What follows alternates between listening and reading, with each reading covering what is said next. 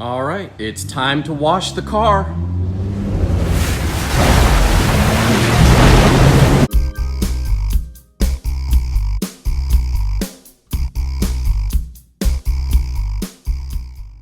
Welcome back to the channel, YouTube. If you're new here, always good to see a new face. My name is Eric, and today I'm going to be washing my car. Now you might be thinking, why do we need to see a video of some dude washing his car? Well, specifically I'm washing a white car, my 2019 Tesla Model 3. And there are a couple little differences of washing a white car that I wanted to point out. And so maybe you'll pick up a tip or two. Let me know in the comments. All right, so we have a white car to wash. This one happens to be a Tesla Model 3. But if you have any white car, this all applies to you. From a distance, looks pretty good. Doesn't look too bad. You get a bit closer though, and you see things like bird caca and just dirt, grime. But specific to white cars, you will see things like this. You see these red and orange spots? Looks like rust. You can't really see it from a distance, but when you're up close, you definitely see it. It's all over the car, even on the license plate.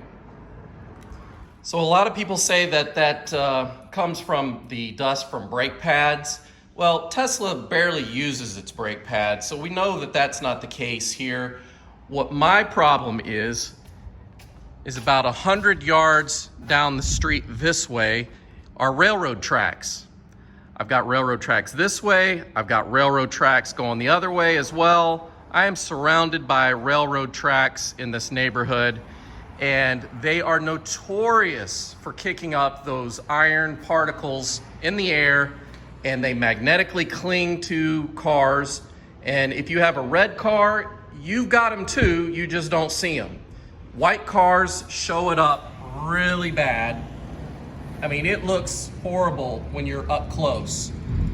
So I will show you how to easily, with minimal effort, remove these. And I'm not going to be using a lot of expensive equipment. I wanted to do this as cheaply as possible to show you that anyone can do this in their garage, in their driveway, and you don't need a lot of expensive detailing gear. So let me just take this moment to admit that I'm not a professional detailer. I'm just an old dude that's been driving over 30 years, and I've got some experience doing stuff. So I just wanted to show you what I've learned over the years. Now, I do have a pressure washer. I am not going to be using it here. I think that this one is actually overkill. If you see, you don't ever want to use 2800 PSI on a car. That's more for cleaning sidewalks and patios and things like that, stripping paint off of barns and whatnot. This though is a gas powered that I bought before I bought my Tesla. I bought the gas powered one because it was a more powerful one. I thought I could always just dial it down if I needed to go softer. But you know what? I really hate this thing. It's constantly not working right. I always have to clean out the carburetor. I just have to service it like every 6 months.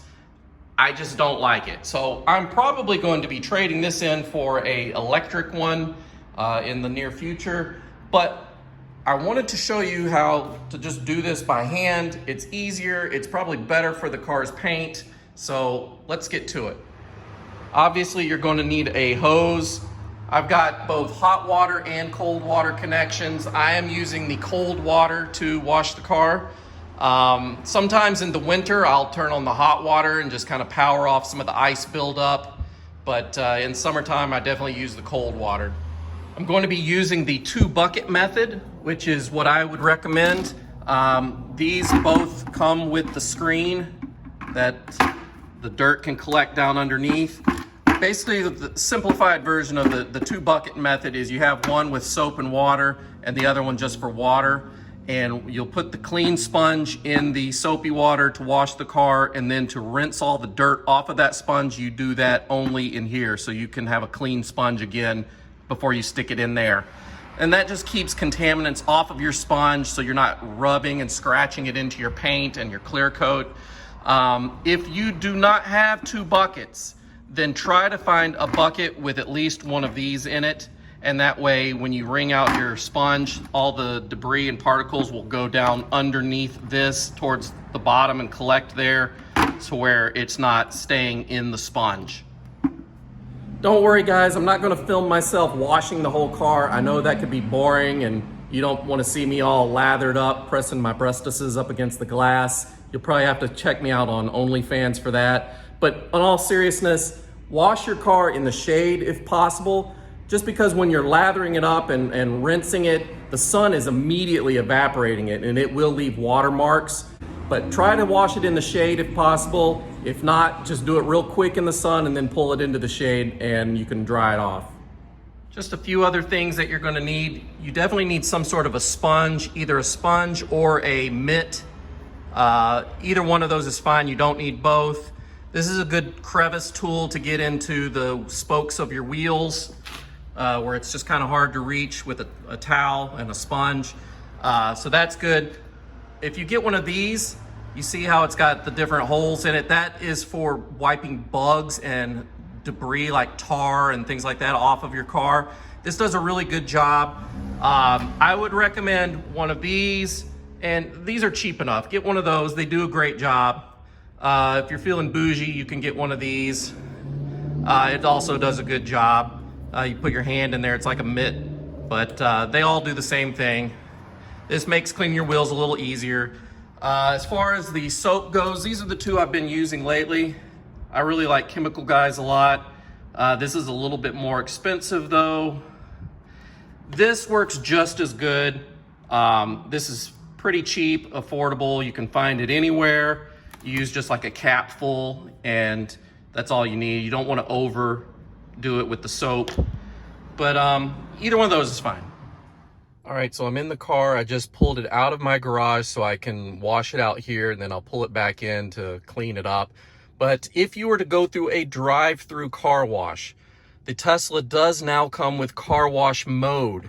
You go into your service settings right here, and right here is car wash mode. So if I press that, it basically tells you that it will like close all the windows and lock your charge port, because I've noticed that when I spray water on my car, especially around the charge port, sometimes the pressure opens up the door on it. So this is a good feature to have. This is what car wash mode looks like. If you want to exit it, you press this button here. If you want to go to the free roll mode, you put your brake pedal on and shift it into drive. And basically what that does is it puts it into neutral, so it can roll through one of those conveyor type of car washes that pushes you through. So a lot of options here.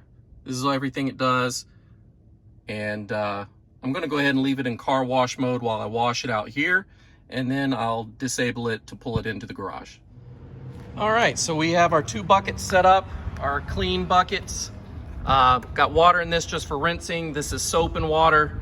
I'm using the Gold Class Meguiar's in this one. And the first thing we're gonna do before we actually even put our sponge in there is we're gonna hose off the entire car. And that's gonna just let some of the dust that's settled on the top layer just kind of wash off, because the last thing you wanna do is put a sponge on a dry car and start smearing that dust and dirt in there, because that will leave micro scratches into the clear coat, and over time that will look horrible.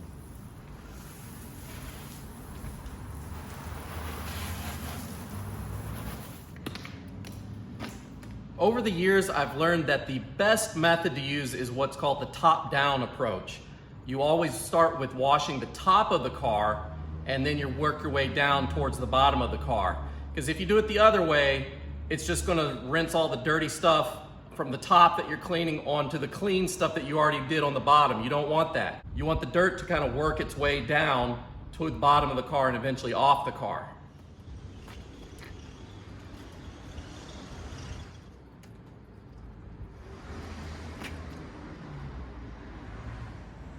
All right, so I just washed the car with this, and now I'm gonna dip it in here to get all the dirt and stuff off of the sponge.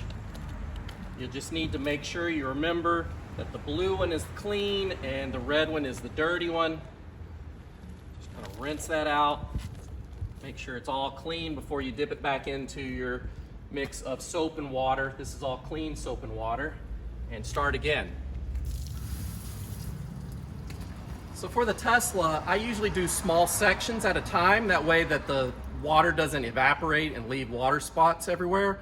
So I usually do the glass roof, the A-pillars, the front windshield, and the rear trunk lid. I do that first. I wash it and then I rinse it off. Then I usually work my way to the hood of the car where the frunk is, and then I'll go down each side of the car, around the back and the other side. And lastly, I'll detail the wheels. All right, I just washed the hood, but now I'm gonna move to the front. If you've got a bunch of bug guts and just grime that's stuck there, then what we're gonna do is move to this sponge here for that. This will power that stuff off really easily without having to use any chemicals or other products. This does a really good job, and they're cheap, affordable, and you can find them anywhere.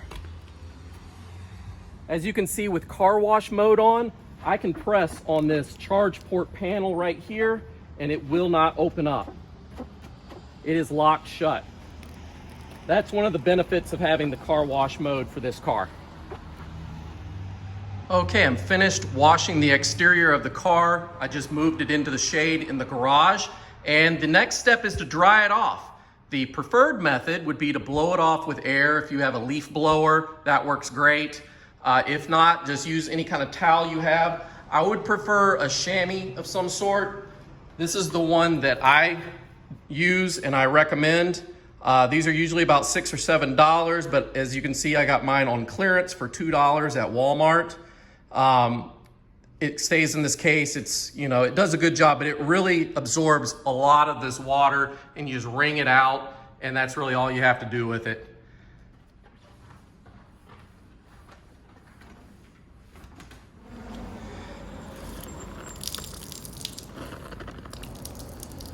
In the winter time, I like to wash the entire car with waterless car wash in my garage, but I'll use this in the summer just to clean door jambs. All right, it's the very next day. The car has been washed and prepped for the spot removal. Let me show you what I'm going to use to do that. Okay, so the number one thing that you're going to need to use to get rid of these spots is a clay bar.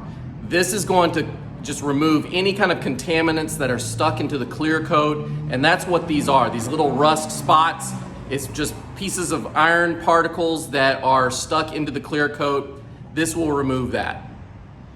And just to show you, I've already clay barred this little panel right here, and all those little spots are gone. You come over here though, and you see that there's still spots there. So I'm gonna go ahead and clay bar all over here and show you how easy it is to remove those. The first thing you're gonna do is get the clay out of the kit and just kind of knead it together. Kind of like that, just to make it pliable and flatten it out some so it's easier for you to hold. The kit also comes with a bottle of the Quick Detailer. I've used this before by itself just to kind of clean off the car after I've washed it and get little dust particles off. But this is used as a lubricant, so this will just glide over the surface of the paint as long as you have this. So spray the car in the area you want to clay bar first with this, and then you rub this on until the spots come out, and then you just wipe it off with the microfiber towel that also comes with the kit. All right, so I'm gonna start with this area here. As you can see, I've got some multiple spots just showed up here. I'm gonna go ahead and clay bar this area and show you how easy it is. So I'm first gonna take my spray detailer and just kind of spray it liberally on there. I'm gonna take my clay bar and just rub it.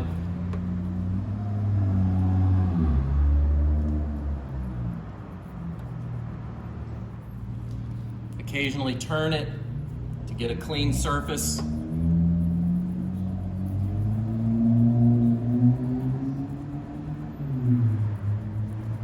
We're just gonna wipe off the excess spray with the microfiber towel that comes with the kit.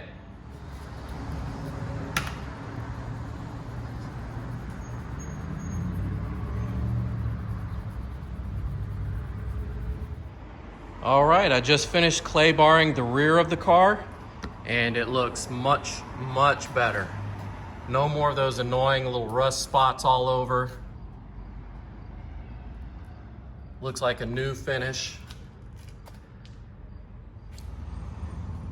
An important thing to note about this is you can see clay just picks up deposits of crap that's stuck in the clear coat. One thing that includes is car wax. It will remove the wax that's on top of your clear coat. So make sure when you're done with the clay bar, you put a fresh coat of wax on that area that you clay barred. You don't have to do the entire car unless you clay bar the entire car. But yeah, if you're just spot cleaning, just remember to put some more car wax on top. So again, I'm not going to videotape everything, but the next step you'd want to do is put any kind of polish on the car if you wanted to, shine it up a bit and buff it out. Then you would want to put a fresh coat of wax just to protect and cover everything, and that will help it repel rain and guts from bugs and tree sap and all that stuff. You can pick pretty much any brand over the counter. They're all pretty good nowadays. I would say that probably the best protectant is a natural wax like a carnauba wax. There are synthetic waxes that also do a pretty decent job. I've always been told never to mix the two though. If you're gonna keep putting the carnauba wax, then just keep using carnauba wax, and the same with the full synthetic. But other than that, anything is good. I'm gonna be using this one. Since we're waxing our white car, I'm using the white wax from Meguiar's. This is just supposed to add a little extra luster to white paint. It's probably just a marketing gimmick, but I fell for it, so here that is. I'm gonna use that today, and let's see how that turns out. I'm just going to do this by hand, so I'm just doing a small area. So I'm just going to spread some of this around and then just start rubbing it in a circular motion.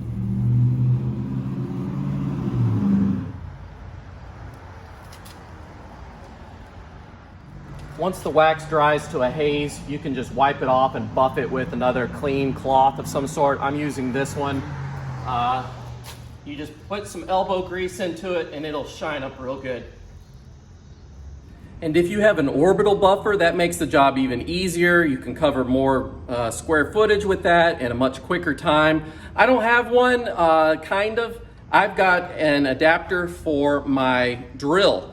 So it's got a handle on it. You put the drill onto it and you can press down. It's a little small, maybe 4 or 5 inch disc here, but it does do a pretty decent job if you're in a pinch and you just need to get an orbital without having to go buy another standalone orbital. It does a pretty good job though. So here we are, finished product. The car has been washed, clay barred, waxed, and it's looking really good.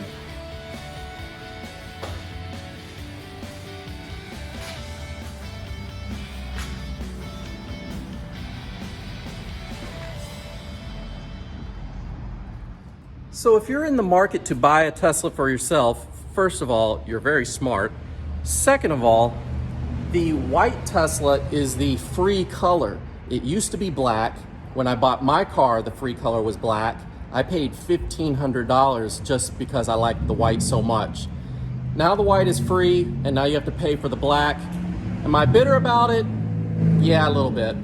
So I thought it was important to show you owners of white Teslas one of the methods I use to wash the car and really take care of the finish on it.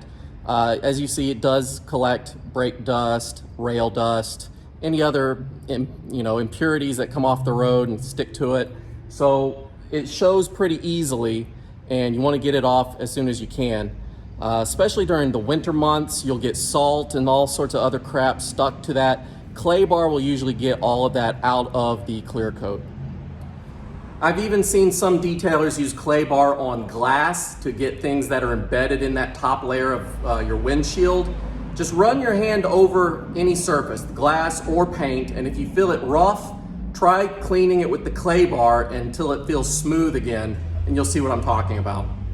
So once again, thanks for tuning in. If you learned something or you liked what you saw, let me know by hitting the like button. It really helps out the channel. And if you like watching this kind of content, consider subscribing and join me on this journey, and we'll see you real soon. Bye.